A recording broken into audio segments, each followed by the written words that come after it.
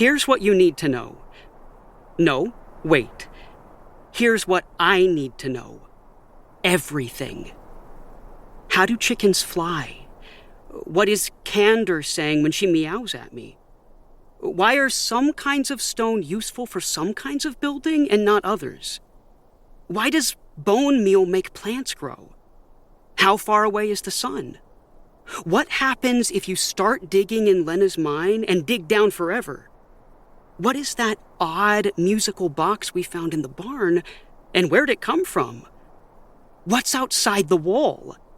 Why don't my inventions work when they very definitely should?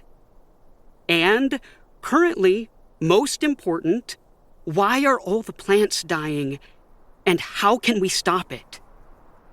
Normally, I like a problem that demands my scrutiny, but not when my town and friendships are on the line. As we walk under the forest canopy, my senses go on alert.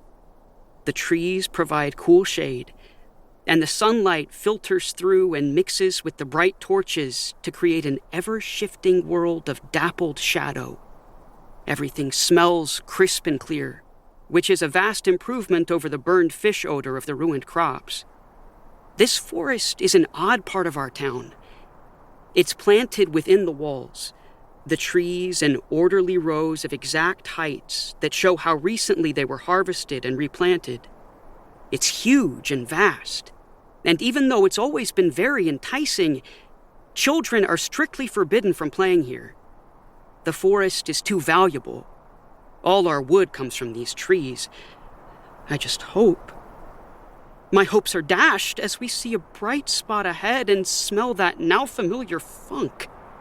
The trees nearest the wall have fallen, their beautiful brown and white bark turning sick and gray and wet, just like everything else. "Nan!" Mal shouts as she breaks into a run. We follow her when we see what she sees, a fallen tree that has barely missed crushing a tidy little wooden cottage that backs right up against the wall. All the flowers around the cottage are black sludge, even the ones in the window boxes. Mal scrambles under the fallen tree and knocks on the door, calling her great-great-grandmother's name. No noises come from within the cottage, and I'm calculating how old Nan must be and the likelihood that something terrible has happened to her.